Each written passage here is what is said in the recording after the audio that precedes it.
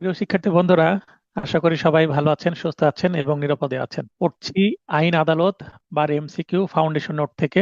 আমরা আজকে পড়ব পার্ট 8 পেনাল কোডের ধারা 319 থেকে 338 এ। আমরা পড়ছি ষোড়শ অধ্যায়। ষোড়শ অধ্যায় শুরু হয়েছিল গত দিনই 299 ধারা থেকে। 319 থেকে 338 এ, এই যে ষোড়শ অধ্যায়ের এই অংশটুকে বলা হচ্ছে আঘাত বা হার্ট। তার মানে আমরা সাধারণত আঘাত বলতে 323, 24, 25, 26 এই চারটা সেকশনকেই ভালো বুঝি, কারণ এই চারটা সেকশনের উপরে বেশি মামলা হয়। 323, 24, 25, 26, 23, 24, 25, 26, হ্যাঁ চারটা। এই চারটা সেকশনের উপরে বেশি মামলা হয় পেনাল কোডে। মানে একজন আরেকজনকে মেরেছে, আঘাত করেছে, গুরুতর আঘাত, জখম করেছে, ছেলেফলা জখম করেছে, এই চারটা সেকশনে বেশি আসে।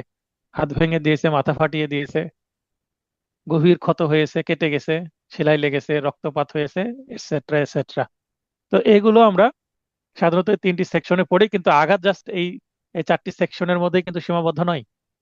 দেখেন, 319 থেকে শুরু করে 338 পর্যন্ত আছে, এবং এমসিকিউ এর জন্য আমি এগুলোই পড়াই।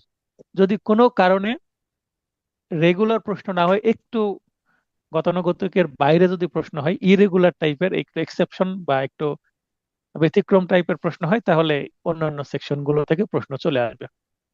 এই কারণে আমি রিস্ক না নিয়ে এই পুরোগুলোই পড়ানোর চেষ্টা করি। তবে আমি যখন ফাইনাল টাস্ক নোট দেবো রিভিশন ক্লাসে, কিন্তু এখান থেকে কমিয়ে দেবো। পেনাল করে যতগুলো সেকশন পড়াচ্ছি তার মানে 3 ভাগের 1 ভাগ পড়াবো। মানে প্রায় 35% পড়াবো আর 65% বাদ দিয়ে দেবো। তো যারা ফাউন্ডেশন নোট পড়ছেন তাদের ফাউন্ডেশনটা স্ট্রং হচ্ছে। ফাইনাল টাস্ক নোট থেকে কমন যদি কমও আসে, ফাউন্ডেশন নোট আপনাকে বাঁচাবে, পাস করাবে। অতএব ফাউন্ডেশন নোটকে যারা প্রথম দিকে গুরুত্ব দিবেন না, কিছুদিন পর পর, 2 দিন 3 দিন পর পরই আমাকে মেসেজ দেওয়া হয়, স্যার ফাইনাল টাস্ক নোট কবে দিবেন। তো আমি ফাইনাল টাস্ক নোট যখন দেওয়ার দিব, টেনশন করবেন না, কারণ 29 নভেম্বর পরীক্ষা হবে না, এটা আগে থেকে জানতাম। এই কারণে ফাইনাল টাস্ক নোট দিইনি। আর ফাইনাল টাস্ক নোট আমি শেষের 4-5 সপ্তাহ আগে দিই। আপনি 4-5 সপ্তাহে যথাসময়ে পেয়ে যাবেন। আমি যদি আগে ফাইনাল টাস্ক নোটটা বের করি, আমার বিজনেস হবে, কিছু প্রফিট হবে, কিন্তু অনেক স্টুডেন্টের ক্ষতি হবে। কারণ ওই নোটটা দিলে আপনার এটা পড়তে আর ইচ্ছে করবে না। আর এটা না পড়লে জাস্ট ওইটা অল্প ছোট নোট পড়ে আপনি পাস করবেন কিনা তার গ্যারেন্টি নাই। যেহেতু এটা পড়লে পাস গ্যারেন্টি, এটাকে আগে আঁকড়ে ধরেন, এটাকে আপন করার চেষ্টা করেন। ধারা 319, আঘাত বা জখম বা হার্ট। তাহলে ইংরেজি আমরা পাচ্ছি হার্ট, কিন্তু বাংলায় অনেক সময় আঘাত বলছে, জখম বলছে। নতুন কোনো বাংলা শব্দ আবিষ্কৃত হতে পারে আপনাদের পরীক্ষার সময়, তখন বুঝে নিতে হবে কি বোঝাচ্ছে। সঙ্গে বলছে যে যদি কোনো ব্যক্তি অপর কোনো ব্যক্তির, তাহলে এক ব্যক্তি আরেক ব্যক্তির, এই যে এক ব্যক্তি বলতে একজন ব্যক্তি হতে পারে, একাধিকও হতে পারে। তার মানে আমরা প্রথম দিকে যে ডেফিনেশন পড়েছিলাম, তখন ব্যক্তি বলতে সিঙ্গুলার প্লুরাল উভয়কেই বোঝাবে। তার মানে ভিকটিম একজন হতে পারে, একাধিক হতে পারে। আবার ভিকটিম না হয়ে অ্যাকিউজড, যিনি অভিযুক্ত ব্যক্তি বা যিনি আঘাত করছেন, তিনি একজন হতে পারেন, একাধিক হতে পারেন। তো এক, একাধিক, সিঙ্গুলার প্লুরাল সেম জিনিস আইনের ভাষায়। মানে যখন আমরা সংজ্ঞা পড়বো সেই সেই আলোকে, তার মানে যখন লেখা থাকবে এক ব্যক্তি, তখন একাধিক ব্যক্তি হলেও একই বিষয়ই বোঝাবে। তাহলে কি কি করবে? এখানে কয়েকটি বিষয় আছে। এক হচ্ছে দৈহিক যন্ত্রণা দিবে, আরেকটা করবে ব্যাধি বা বৈকল্য ঘটায়। তাহলে এখানে 3টা হচ্ছে উপাদান পাচ্ছি আমরা। তবে তা আঘাত বা জখম হিসেবে গণ্য হবে। 3টি উপাদান কি কি? বডিলি পেন, এটা 1 নম্বর। 2 নম্বর হচ্ছে ডিজিজ, ডিজিজ মানে ব্যাধি বা রোগ। আর 3 নম্বর হচ্ছে ইনফার্মিটি। ইনফার্মিটি মানে বৈকল্য, মানে বিকলাঙ্গ করে ফেলে। একজন ব্যক্তি যদি আরেকজন স্যার ব্যক্তির এই যে হাত কেটে উপাদান, ফেলে দেয় একটা। স্যার উপাদান যে তিনটে, এটা কি আমরা নোট হিসাবে পাশে লিখে রাখতে পারি স্যার? লিখেন, এখানে লিখে রাখেন যে উপাদান 3টি। লিখাই তো আছে, দেখেই তো বোঝা যাচ্ছে। ফাইনাল টাচ নোটে জি এটা জি আমি জি স্যার। ক্ল্যারিফাই করে দেবো আরো। হ্যাঁ। তো এখানে প্রশ্ন আসতেই পারে যে 319 ধারা অনুসারে আঘাতের উপাদান কয়টি, ঠিক আছে? এটা হতেই পারে। জি স্যার। তাহলে এখানে যে ইনফার্মিটি বলতে এখানে বৈকলঙ্গ মানে বিকলঙ্গ করে দেওয়া, অঙ্গহানি করে ফেলা। একজন আরেকজনের হাত কেটে ফেলে দিল, আঙ্গুল কেটে ফেলে দিল, তাহলে সে বিকলাঙ্গ হয়ে গেল না কিছুটা? জি আংশিক বা জি পরিপূর্ণ। কোনো পা কেটে ফেলে দিল, পা ভেঙে ফেললো, তাহলে to any person is said to cause hurt. এটাকে আঘাত বলা হবে। তাহলে তিনটা উপাদান থাকতে হবে, একজন আরেকজনকে করবে। মানুষের দ্বারা হতে হবে, বা মানুষ অন্য কিছুর মাধ্যমে করতে পারে, নিজে না করে। তারপরে তাহলে আঘাতের সংজ্ঞা পেলাম। এরপরে আমরা 320-এ পাবো। 320 থেকে বারবার প্রশ্ন আসে, 319 থেকে প্রশ্ন কম আসে, 320 থেকে রিটেন প্রশ্ন আসে, এমসিকিউ আসে। গুরুতর আঘাত এবারও এসেছিল 25 সালে এখান থেকে। গুরুতর বা মারাত্মক আঘাত বা জখম, গ্রিভিয়াস হার্ট, সংজ্ঞা হচ্ছে, এখানে দেখেন 8টি ক্ষেত্রে, যেমন উপরে 3টি উপাদান, এখানে 8টি ক্ষেত্রে। 8টি ক্ষেত্রে এই 8 প্রকার আঘাতকে গুরুতর আঘাত বলা হবে। তাহলে 8টি ক্ষেত্রে আঘাতকে গুরুতর গণ্য করা হবে। তার মানে 8 প্রকার আঘাত গুরুতর আঘাত। কি 8 প্রকার আঘাত? 1 নম্বর হচ্ছে পুরুষত্বহীন করা, ইংরেজি হচ্ছে ইমাসকুলেশন। তাহলে মাস্কুলেশন শব্দের অর্থ হচ্ছে পুরুষত্ব, আর এর আগে যদি ই যুক্ত করে দিই তাহলে সেটা হবে পুরুষত্বহীনতা। তার মানে এই যে ই একটা প্রিফিক্স, এই ইটা যুক্ত করে দিলেই পুরুষত্বহীন হয়ে গেল। মানে একজন পুরুষ ব্যক্তির সন্তান দানের যে ক্ষমতা, জৈবিক বা দৈহিক ক্ষমতা, সেটা নষ্ট করে ফেলা। আশা করি সবাই অ্যাডাল্ট মানুষ বুঝতে পারছেন কি। কারো পুরুষ অঙ্গে যদি আঘাত করে তাহলে তার সন্তান জন্মের ক্ষমতা, ইনফার্টিলিটি চলে আসতে পারে, যেটা ইংলিশে বলা হচ্ছে ইমাস্কুলেশন। এইটা যদি কেউ করে তাহলে সেটা তো মানে মারাত্মক গুরুতর আঘাত। স্থায়ীভাবে যে কোনো চোখের দৃষ্টিশক্তি নষ্ট করা, তার মানে চোখ দুইটা মানুষের, একটা করুক আর দুইটাই করুক, যদি স্থায়ীভাবে নষ্ট করা মানে অন্ধ করে দেওয়া, তাহলে সেটা কি হবে? গুরুতর আঘাত। স্থায়ীভাবে যে কোনো কানের শ্রবণ শক্তি নষ্ট করা, কানের উপর আঘাত করলো, একটা বা দুইটা কান কি হয়ে গেল? স্থায়ীভাবে, মানে পার্মানেন্ট ড্যামেজ হয়ে গেল, হিয়ারিং, সে আর শুনতে পায় না। যে কোনো অঙ্গ বা গ্রন্থি অনিষ্ট সাধন, মানে যে কোনো অঙ্গ বা গ্রন্থি, এখানে অঙ্গ বলতে হাত পা এগুলো হতে পারে। তাহলে অনিষ্ট সাধন মানে ক্ষতিগ্রস্ত করা, যেমন হাতের 5টা আমাদের আঙ্গুল আছে, একটা আঙ্গুল ভেঙে দিল, তাহলে একটা আঙ্গুল ঠিকভাবে কাজ করবে না, এটাও একটা অঙ্গ হানির মধ্যে পড়বে। অঙ্গ বা গ্রন্থির ক্ষতি সাধন, এখানে দেখেন যে কোনো অঙ্গ বা গ্রন্থি অনিষ্ট সাধন, আর এখানে অঙ্গ বা গ্রন্থির স্থায়ী ক্ষতি সাধন। তাহলে উপরেরটা হচ্ছে আংশিক ভাবে আর নিচেরটা হচ্ছে স্থায়ী ভাবে। তাহলে স্থায়ী ভাবে করলে তো সে একেবারে বিকলাঙ্গ হয়ে যাবে। মস্তক, মস্তক মানে মাথা, মস্তক বা মাথা, হেড আর কি। আর মুখমণ্ডল স্থায়ীভাবে বিকৃতি করা। ইংলিশটা পাশে দেওয়া আছে, যদি সম্ভব হয় দেখে নেবেন, বিশেষ করে যারা ইংলিশে পরীক্ষা দিবেন। আর ইংলিশটা দেখলেও সুবিধা কি, যদি ইংলিশ শব্দ ইউজ করে প্রশ্ন আসে তখন বুঝতে পারবেন। যদি বলে যে নিচের কোনটি গ্রিভিয়াস হার্ট, এভাবে প্রশ্ন করলো, ইংলিশে অপশন দিয়ে দিল, তখন তো আর বুঝতে পারবেন না। তাই ইংলিশটাও আমি রেখেছি, কারণ ইংলিশে প্রশ্ন করে। দেখেন আমার 7টা আইনের সব আইনে কিন্তু বেশি করে ইংলিশ নাই, কিন্তু পেনাল কোড আরো কিছু আইনে যে জায়গায় ইংলিশ প্রয়োজন সেখানে ইংলিশ রেখেছি, যে জায়গায় ইংলিশ প্রয়োজন নাই সেখানে অযথা ইংলিশ দিয়ে আপনাদের নোটটাকে বড় করিনি, আপনাদের ভয় দেখাইনি। কারণ বেশি ইংলিশ থাকলে আপনারা বুঝতে পারবেন না, বুঝতে পারলেও এত লোড নিতে পারবেন না, ভয় লাগবে। অস্থি মানে হাড়, দন্ত মানে দাঁত, ভগ্ন মানে ভেঙে ফেলা, ফ্র্যাকচার অর ডিসলোকেশন অফ বোন অর টুথ। এবার যে প্রশ্ন আসছিল এটাতে ডিসলোকেশন অফ টুথ কি হবে? মানে দাঁতকে ডিসলকেট করে দেওয়া, এক জায়গা থেকে আরেক জায়গায় সরিয়ে দেওয়া। এটা 25 সালে আসছিল, এটা গুরুতর গ্রিভিয়াস আঘাত, গ্রিভিয়াস হার্ট। আর শেষে হচ্ছে আঘাত, শুধু আঘাত বলছে, কি আঘাত? এই আঘাতের আবার ক্যাটাগরি দুইটা রেখেছে। ক হচ্ছে জীবন বিপন্ন করা, মানে এমন আঘাত করলো যেটা মানুষের জীবন বিপন্ন হতে পারে, মানে মৃত্যু, মৃত্যু ঝুঁকি আছে, এই ধরনের আঘাত।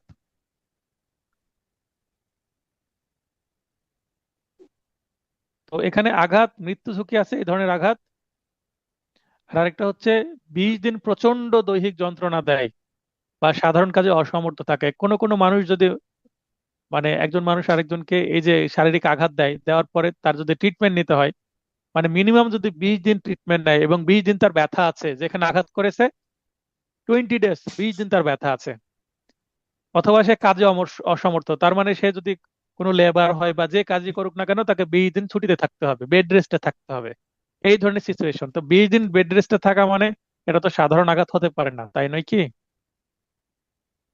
জি এই জি জি, কারণে এটাকে গুরুতর ভারী আঘাত আঘাত, বলছে। গ্রিভিয়াস হ্যাঁ, হার্ট। হ্যাঁ, ভালোই আঘাত। আজকে আপনার সামান্য নয়েজ হচ্ছে, হয়তো বা মাইক্রোফোন নড়ছে, একটু সাবধান হন।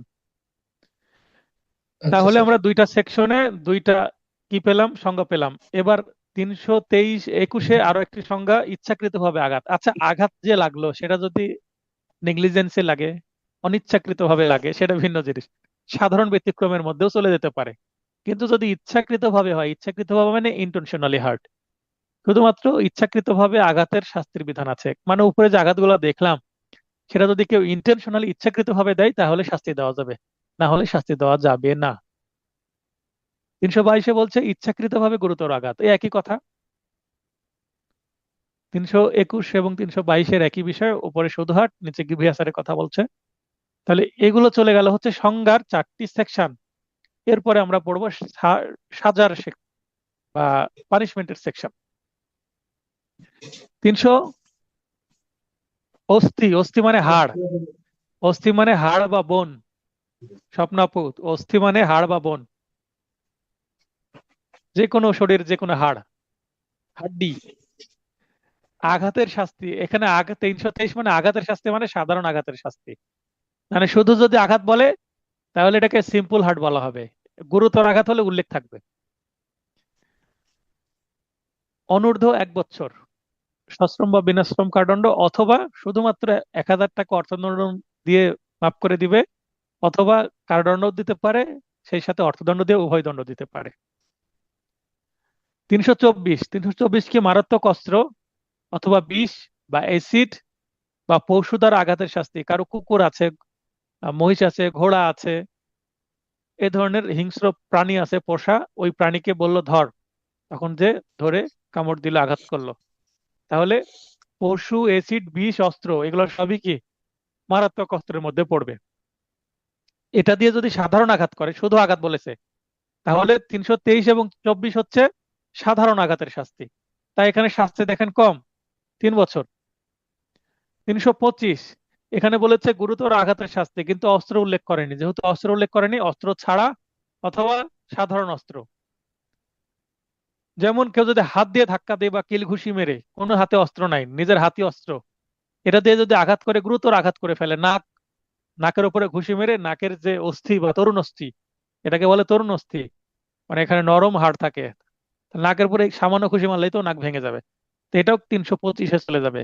কোনো অস্ত্র নাই, জাস্ট ঘুষি মেরেছে, বা হাত দিয়ে ধরে ধাক্কা দিয়ে ফেলে দিয়েছে, ধাক্কা দিয়ে পড়ে যাওয়ার কারণে নাকে আঘাত পেয়ে নাকের এটা ভেঙে গেছে, তাহলে 325 হয়ে যাবে। এখানে 7 বছর। এখানে অর্থদণ্ড প্লাস হয়ে গেছে, তার মানে অর্থদণ্ড দিতেই হবে, মাস্ট। 326 এখানে বলছে মারাত্মক অস্ত্র দ্বারা গুরুতর আঘাতের শাস্তি, তার মানে এখানে মারাত্মক অস্ত্র এবং গুরুতর আঘাত সবচেয়ে মারাত্মক এটা, যাবজ্জীবন সশ্রম কারাদণ্ড, তার মানে এটার শাস্তি অনেক।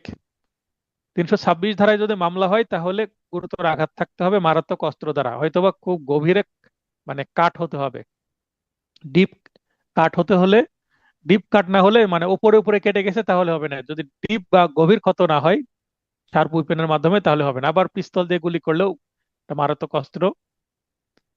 অথবা 10 বছর সশ্রম বা বিনাশ্রম, এখানে প্লাস অর্থদণ্ড। তাহলে এখানে দুইটা জায়গায় আপনারা কি লক্ষ্য করছেন? প্রথম দুইটা হচ্ছে সাধারণ, সাধারণ বলতে একটু কম সাজা, তাই এখানে অর্থদণ্ডটা কি করা হয়েছে, অথবা করা হয়েছে।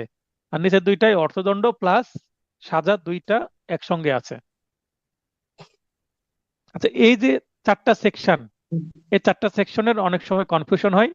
এই 4টা সেকশনকে ক্লিয়ার করেছি আমি এই জায়গায়, 323 থেকে 326 মনে রাখার কৌশল। যেমন 323, আমি যদি বাম পাশে দেখি, এটা ব্লান্ট উইপন বা এটা হচ্ছে ওড নাম্বার, ওড মানে কি বিজোড়, 323 একটা বিজোড় সংখ্যা না, তাহলে জি এখানে জি। Blunt weapon. আবার 325-এও দেখেন বিজোড় সংখ্যা, তাই এটা কি ব্লান্ট উইপন।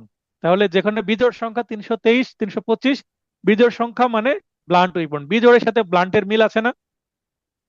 জি। বিজয় বিজোড় মানে ব্লান্ট। ব্লান্ট, ব্লান্ট উইপন, তার মানে হয় উইপনই নাই, না হলে ব্লান্ট উইপন। বাঁশের লাঠি, হকি স্টিক, লোহার রড, যেগুলো ধারালো নয়, এগুলো হচ্ছে ব্লান্ট উইপন, 323 এবং 325-এর বিষয়। এখন যদি আমি অপর দিকে যাই, অপর দিকে গেলে হচ্ছে সিম্পল হার্ট। ফার্স্ট ফার্স্ট মানে প্রথম দুইটা, প্রথম দুইটা হচ্ছে সিম্পল হার্টের মধ্যে পড়বে, ঠিক আছে? প্রথম দুইটা জি। হচ্ছে সিম্পল হার্টের মধ্যে পড়বে, তার মানে 23 24 এই দুইটা সিম্পল হার্ট, তাই সাজা কম, সিম্পল হার্ট তাই।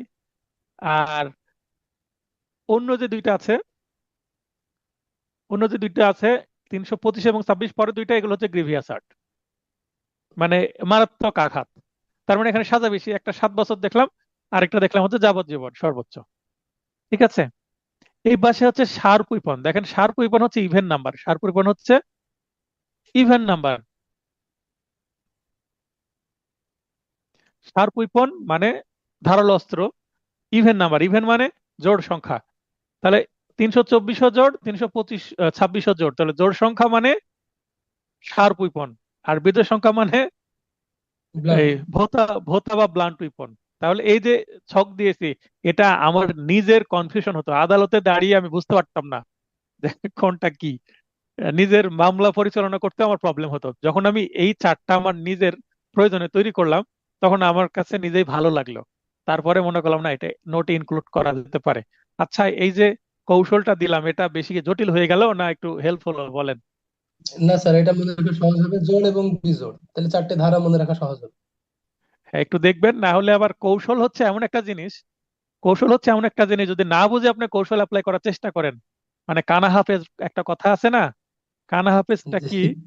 কানা হাফেজ আমরা আসলে এখানে ব্যঙ্গ করে বলি, কিন্তু আসলে এখানে মাহাত্ম্য আছে কি। হাফেজ মানে হচ্ছে একজন ব্যক্তি যিনি অন্ধ হলেও কিন্তু কোরআন শরীফ মুখস্থ করতে পারেন শুনে শুনে, বলে একটা ভালো ভালো জিনিস। তো এখান থেকে কানা হাফেজ শব্দটা আসছে, হাফেজ মানে মুখস্থকারী। আসলে হাফেজ মানে কি? একজন মুখস্থকারী, যে না বুঝে মুখস্থ করে। কারণ যারা কোরআনের হাফিজ হয়, বিশেষ করে ছোট বয়সের শিশু, তারা তো কোরআনের অর্থ বুঝবে না। বুঝবে কি? জি। জি, ভাষা জানে জাস্ট না। তারা জি, তারা শুধু মুখস্থ মুখস্থ করে। করেছে। খুব চমৎকার সুন্দর মধুর কণ্ঠে তারা সুরে এবং সবকিছু ঠিক রেখে যদি কোরআন শরীফ তিলাওয়াত করে, শুনতে ভালোই লাগে। তো এটারও জি। একটা মর্যাদা আছে। তো আমরা এখান থেকে আসছে কানা হাফেজ, তার মানে না বুঝে মুখস্থ করা। তো একটা কৌশল যদি আপনি না বুঝে আয়ত্ত করার চেষ্টা করেন, হিতে বিপরীত হবে। কৌশল কিন্তু ব্যাকফায়ার করবে, মানে কৌশল মাথাত নিতে যে আরো বেশি ঝামেলায় পড়বেন। তো কৌশল মুখস্থর আগে আপনি মূল জিনিসটা বোঝেন। এই যে মূল জিনিসটা বোঝানোর পরে আমি কৌশলে গেলাম। স্বপ্ন আপু কথা বলতে চাচ্ছেন? আসসালামু আলাইকুম। হ্যাঁ, ওয়ালাইকুম আসসালাম, বলেন। জি, ভালো আছেন? আচ্ছা, হ্যাঁ, দেখছি বলেন। এখানে এসিড, এসিড যখন নিক্ষেপ করে তখন তো ওটা তো ঘা হয়ে যায়, মারাত্মক আঘাতে নিক্ষেপ করে এটা। এটা শাস্তি 3 বছর। মাত্র 224 ধারাতে মাত্র কষ্ট অথবা 224 বিষ অথবা এসিড দিয়ে, আপনার প্রশ্ন এসিড দিয়ে সাধারণ আঘাত কিভাবে সম্ভব? মনে করেন এসিড হ্যাঁ, হ্যাঁ, ছুঁড়ে হ্যাঁ। মেরেছে, এসিড ছুঁড়ে মেরেছে, পুরোটা লাগেনি, এক ফোঁটা সামান্য হাতের উপরে পড়েছে, সাথে সাথে পানি দিয়ে ধুয়ে ধুয়ে পড়েছে, একটু ফোসকা পড়েছে, ঠিক হয়ে গেছে। হতে পারে না? হ্যাঁ, তা হয়। বেশি দিলে তো একদম মুখ সুন্দর করে না, ডিসকালার হয়ে যায়। বেশি দিলে তো আছে 326 তে, লাইনে থাকেন। 326 উভয় চোখ উপড়ে ফেলা বা এসিড জাতীয় পদার্থ দ্বারা চোখ, মস্তক, মুখমণ্ডল বিকৃত করা, এই যে আপনি যেটা জানতে চাচ্ছেন, এখানে জি। মৃত্যুদণ্ড। এবার তো আপনি খুশি হলেন নাকি? না, এটা খুবই ভালো যায়। না, আচ্ছা, যাই হোক, এবার এই আপনি যে যেটা এটা এবার যেটা আপনি জিজ্ঞাসা করলেন সেটার উত্তর পেলেন। কিন্তু অ্যাসিড জি, কেউ যদি নিক্ষেপ করে, অ্যাসিড যদি নিক্ষেপ করে, এই আইনে মামলা হয় না, কারণ অ্যাসিড নিক্ষেপের জন্য আলাদা আইনই হয়ে গেছে। মানে অ্যাসিড তাহলে নিক্ষেপের দেখেন জন্য যে আলাদা আইন। আমরা যখন ছোট ছিলাম, মনে পড়ছে কিনা, তখন টেলিভিশনে প্রচুর অ্যাড হতো, অ্যাসিড নিক্ষেপ করলে মানে অ্যাসিড বিক্রি করবেন না, অ্যাসিড হুম, খুব বিপজ্জনক। তো খুব অ্যাড হতো, তাই অ্যাসিড নিক্ষেপ কিন্তু কমে গেছে, কমে যায়নি, নাই হয়ে হ্যাঁ, গেছে ক্ষত প্রায়। স্থানে, তো ক্ষত স্থানে বারবার পানি ঢালুন, অনেক অ্যাড হইতো স্যার। হ্যাঁ, অনেক অ্যাড হ্যাঁ। হতো। তো আমি আমি আচ্ছা, বলবো যে কিন্তু এই যে, ঢাকাতে এই যে বনানীতে কয়েকটা মেয়েকে দেখা যায় একদম মুখ এবছর হয়ে আছে আর কি, তো ওই সময়। তো এই তো এটা খুব ভয়াবহ জিনিস। তো আমি মনে করি বাংলাদেশ সরকার বা যারা এটার সাথে জড়িত ছিল, খুব সফল একটা ক্যাম্পেইন চালাতে পেরেছে।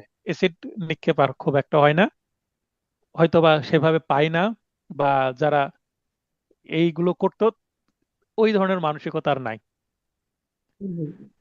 আচ্ছা, তাহলে মানে মৃত্যুদণ্ড অথবা তেইশ যাবজ্জীবন। পঁচিশ 23 25, আচ্ছা একটা কথা বলি, 23 25 আর 24 26। হ্যাঁ, হ্যাঁ, এইভাবে মনে রাখতে হবে।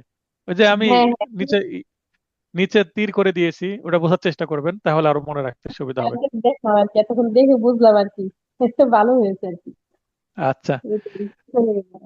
তো দেখেন, এই 26 এ চোখ উপড়ে ফেলা, কিছুদিন আগে আমরা দেখলাম যে ভাই ভাইয়ের চোখ তুলে ফেলছে, হ্যাঁ, সম্পত্তির জন্য।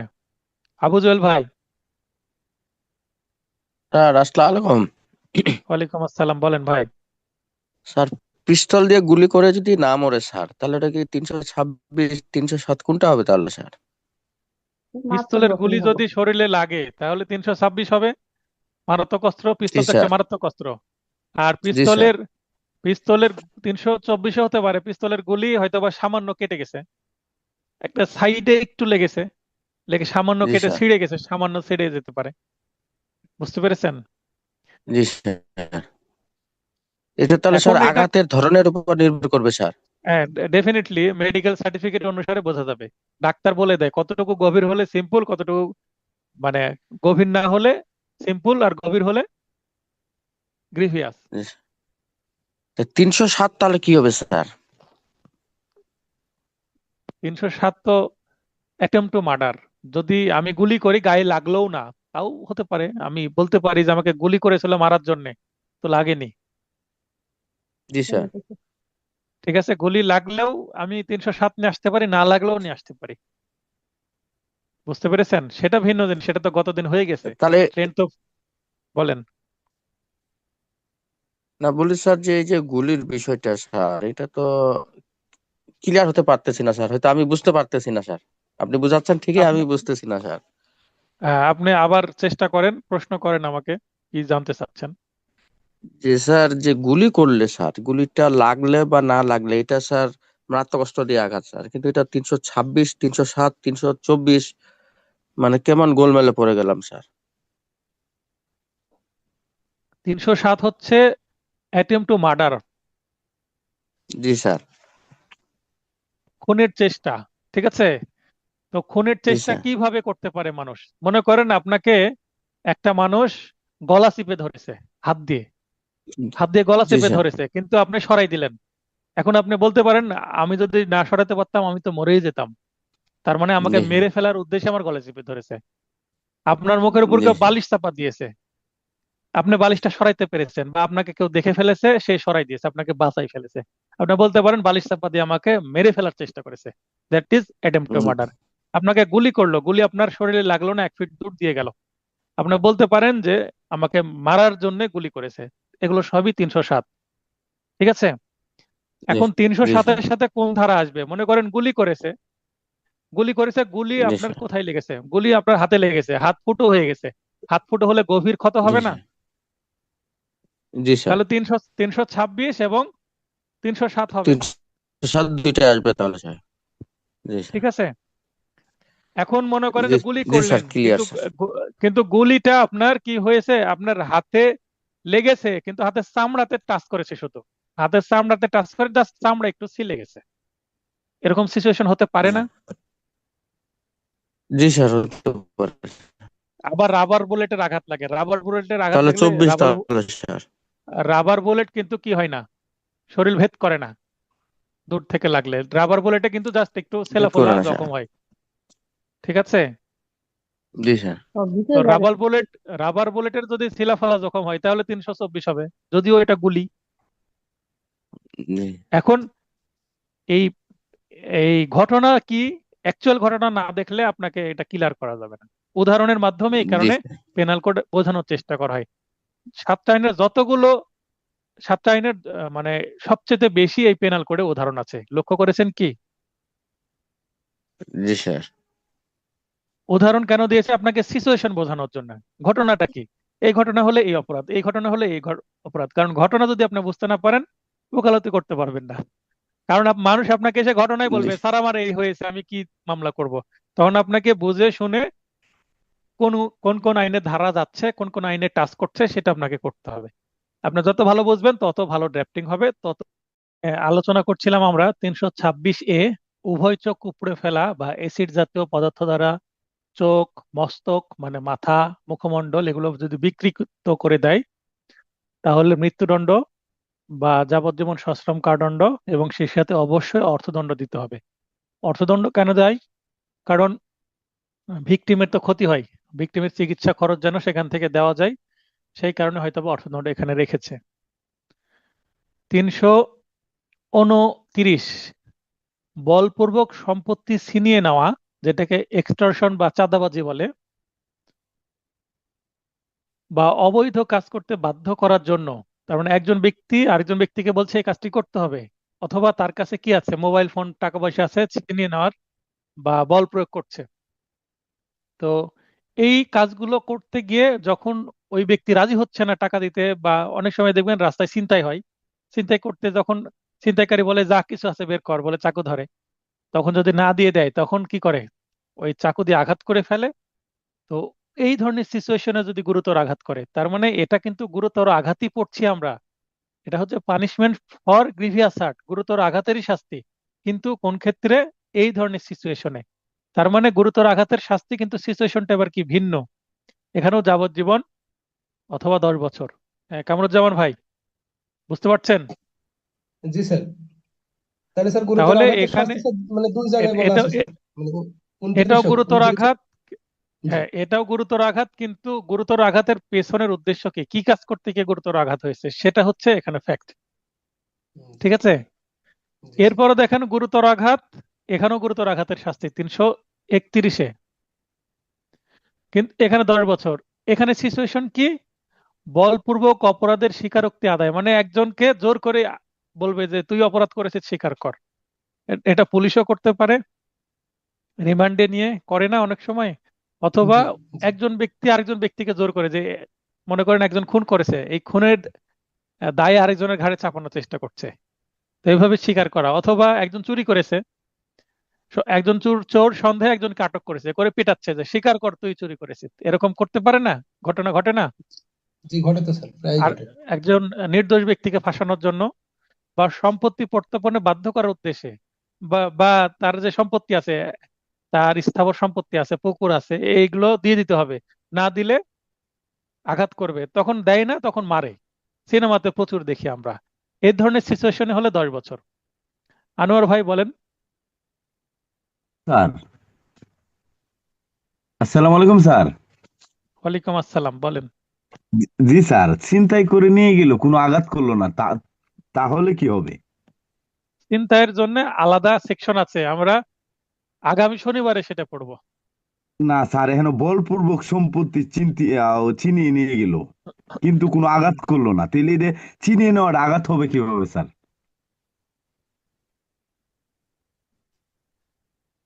একসাথে দুইটা অপরাধ হতে পারে না, ছিনিয়েও নিল আবার আঘাতও করলো, ছিনিয়ে নেওয়ার জন্য গুরুতর আঘাতের শাস্তি পাবে না।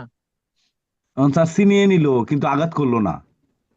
হ্যাঁ, তখন ছিনিয়ে নেওয়ার জন্য আলাদা তো সেকশন আছে, সেটা 383 আছে, এখনই চলে যান 383, সেটা আমরা ঠিক আগামী আছে স্যার। শনিবারে পড়বো। ঠিক আছে স্যার। পেনাল কোড তো শেষ করিনি, এখনো শেষ করিনি তো পেনাল কোড পুরোটা। জি স্যার। আচ্ছা, ঠিক আছে, ধন্যবাদ ভাই। আপনি প্রশ্ন করেছেন বলে ক্লিয়ার হচ্ছে জিনিসগুলো। Very good. লাইনে থাকেন যদি নয়েজ না হয়। জি স্যার। 332, সরকারি কর্মচারীকে তার কর্তব্য পালনে বাধা দান করার উদ্দেশ্যে আঘাত, পুলিশ আসছে অ্যারেস্ট করতে, পুলিশকে আপনি কি করলেন, চড় থাপ্পড় মারলেন, তাহলে 3 বছর। অথবা একজন কোর্ট থেকে সমন জারি করতে আসছে, তো সমন জারি করতে আসছে, সমন জারি করতে দিব না, লটকিয়ে জারি করছে, নিবে না বিবাদী, বা আসামি লটকিয়ে জারি করছে বাড়ির সামনে, ওটাও করতে দিবে না। এটা যদি বাধা প্রদান করে, করতে যে ওই সমন জারিকারকে যদি একটু উত্তম মাধ্যম বা মারধর করে, আঘাত করে, তাহলে 3 বছর। তার মানে এটা সাধারণ আঘাত, কিন্তু সিচুয়েশন ভিন্ন, কাকে আঘাত, কি কারণে আঘাত, এটা বুঝে এটার অ্যাপ্লাই হবে। তো এই সেকশন গুলো বাস্তবে ব্যবহার কম, আমরা শুধু 323, 24, 25 এবং 26 এইগুলো নিয়ে পড়ে আছি, এগুলো নিয়ে মামলা করি না। অনেকের আসে হয়তো এই ধরনের মামলা, কিন্তু আমরা ওই 323-এ বা 324 বা 25 বা 26-এর মধ্যেই নিয়ে যাই, এগুলো আমরা লক্ষ্যই করি না। তা আমি চিন্তা করব, মানে আমি বলবো যে আমার যারা স্টুডেন্ট, তারা স্পেসিফিক দেখবেন, একটা মারামারি মামলা, মানে পেনাল কোডের মারামারি বলতে এই যে আঘাতের মামলা, আঘাত, গুরুতর আঘাত, হ্যাঁ, এই মামলায় আসামি পক্ষ জামিন শুনানির সময় একটা কথা বলে, স্যার আমার 2 নম্বর আসামির বিরুদ্ধে কোনো স্পেসিফিক এলিগেশন নাই, কি বলে, আমার এই আসামির বিরুদ্ধে কোনো স্পেসিফিক এলিগেশন নাই। এই শব্দের অর্থ কি, মানে সুনির্দিষ্ট ভাবে বলা নাই যে আমার এই 2 নম্বর আসামি কি করেছে। কখন এই সমস্যাগুলো তৈরি হয়, যখন ড্রাফটিং করার সময় মানে খুব ডিপলি চিন্তা করা হয় না বা এই সেকশনগুলো দেখা হয় না। তো যখন আপনি বুঝবেন, বুঝে একটা সেকশন অ্যাপ্লাই করবেন এবং এই 2 নম্বর আসামি, 1 নম্বর আসামি, 4 নম্বর আসামি, 5 নম্বর আসামি কে কি কাজ করেছে সেটা প্রত্যেকের জন্য আলাদা করে আপনি দু একটা করে সেন্টেন্স রাখেন। মানে প্রতিটা আসামির জন্য আলাদা আলাদা করে আপনাকে সেন্টেন্স রাখতে হবে যে কে কি কাজ করেছে। দ্যাট ইজ স্পেসিফিক এলিগেশন, সুনির্দিষ্ট অভিযোগ। কামরুজ্জামান ভাই বুঝতে পারলেন? জি স্যার। জি তো যদি আপনি সুনির্দিষ্ট অভিযোগ করে দেন যে 1 থেকে 7টা আসামি, 7টা আসামি কে কি করেছে, তাহলে আর এই কথা বলার সুযোগ নাই জামিন শুনানির সময়ও। এবং যখন আর্গুমেন্ট হবে মানে সাক্ষ্য প্রমাণ শেষে, তখনও বলতে পারবে না যে স্পেসিফিক এলিগেশন নাই, কারণ আপনি প্রত্যেকের জন্য আলাদা আলাদা উল্লেখ করে দিয়েছেন যে কোন আসামি কি করেছে। আর অনেক সময় উকিলেরা তাড়াহুড়ো করে বা অজ্ঞতার কারণে কি করেন জানেন কিন্তু তাড়াহুড়া করেন, বা কম্পিউটারে একটা ফরম্যাট আছে ওটাই ঢুকিয়ে দেন। তখন কি হয় যে এলো পাথাড়ি মারধর করেছে এই ধরনের কথা আসে। কি এলো পাথাড়ি, এলো পাথাড়ি মারধর কি মানে গিয়ে কিভাবে মেরেছে এটা স্পেসিফিক না, বোঝা জি যাচ্ছে না। আপনি এলো পাথাড়ি মারধর করলেও আপনি কি করবেন, আগে স্পেসিফিক আপনাকে বলতে হবে কে কিভাবে কোথায় আঘাত করেছে। একজন মুখে আঘাত করেছে, একজন পেটে আঘাত করেছে, একজন পায়ে আঘাত করেছে, একজন হাতে আঘাত করেছে। এলো পাথাড়ি করেছে আপনার ভিকটিম এসে আপনাকে বললো আমাকে সবাই মিলে মেরেছে, কে কোথায় মেরেছে জানি না, আপনি নিজে স্পেসিফিক করে দেন না। মনে করেন একজন পায়ে জি আঘাত করেছে, আপনি দেন তার হাতে আঘাত দেন, কিন্তু আপনি স্পেসিফিক করেন। বুঝতে পেরেছেন? জি আমার জি জি স্যার। উদ্দেশ্য স্যার। কি, উদ্দেশ্য ভিকটিম মার খেয়েছে, মেরেছে, আসামিদের শাস্তি হতে হবে, তাই আপনাকে তাকে বিচার স্পেসিফিক করে দিতে এলিগেশন হবে। করতে হবে। হ্যাঁ, এখন হাতে মেরেছে না পায়ে মেরেছে সেটা ওলট পালট হয়ে যেতে পারে। 1 নম্বর আসামি মনে করেন হাতে মেরেছে, 2 নম্বর আসামি পায়ে মেরেছে, একটু চেঞ্জ হোক, সমস্যা কি? যদি বলতে না পারি ঠিকভাবে, অন্ধকারে আমি বুঝতে পারিনি কোথায় কে মেরেছে, কিন্তু আপনি জানতে পারলেন না হ্যাঁ কোথায় কোথায়, মেডিকেল সার্টিফিকেটে হাতেও আঘাত আছে, পায়েও আঘাত আছে। এখন ভিকটিম বলতে পারছে না যে রহিম আর করিমের মধ্যে কে কোথায় মেরেছে, আপনি একটা নির্দিষ্ট করে দেন না, সমস্যা কি? যখন আপনি মামলা ওইভাবেই লিখবেন তখন তো জামিনও সহজ হয়ে যাবে, আসামিরা খালাস পেয়ে যাবে। ক্লিয়ার হচ্ছে? জি স্যার। তো তখন আপনি তো বলবেন তাহলে উকিলেরা মিথ্যা কথা বলে। ভিকটিমের স্বার্থে অনেক সময় এটা মিথ্যা না, এটা হচ্ছে কৌশল। বুঝতে পারলেন? আর যার আপনি আর কি যার কারণে নামই হয়েছে কৌশলী। কৌশলী, তো এটা হচ্ছে কৌশল। আপনি যত ভালো কৌশলী হবেন তত ভালো প্র্যাকটিস হবে। ন্যায় বিচার দেওয়ার জন্য এটা করতে হবে। 334, প্ররোচনার ফলে ইচ্ছাকৃত আঘাত।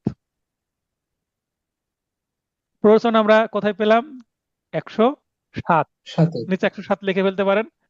তো একজন কি করেছে, এখানে আঘাত তো আসছে, আমরা অনেকে এটা কিন্তু 323 দিয়ে দিবে, কিন্তু এখানে 334 অ্যাপ্লাই হবে। 334 দিয়ে যদি আপনি মামলা করেন তাহলে ম্যাজিস্ট্রেট আপনার মুখের দিকে তাকাবে যে কোনোদিন তো 334-এ মামলা হতে দেখিনি।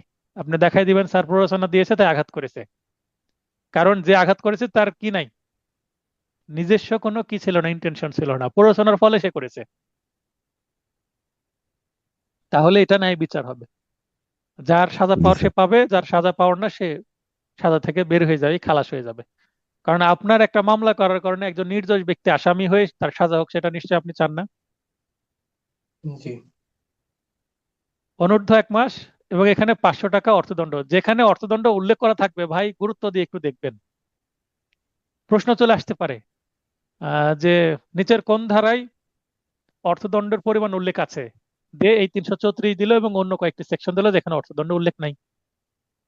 বা প্রশ্ন আসতে পারে কত ধারায় সর্বোচ্চ অর্থদণ্ড 500 টাকা, তখন 334 অপশনে থাকতে পারে। তার মানে যেখানে অর্থদণ্ড উল্লেখ আছে সেখানে একটু গুরুত্ব দিতে হবে। 335, প্ররোচনার ফলে ইচ্ছাকৃতভাবে গুরুতর আঘাত। এই 334, 25, 25 কাছাকাছি আছে। হ্যাঁ, আচ্ছা, এর আগে আমরা যে 325 এবং 26 পড়লাম, 325 এমন একটা সেকশন যেটা আগে ছিল নন মানে বেলেবল, মানে জামিনযোগ্য।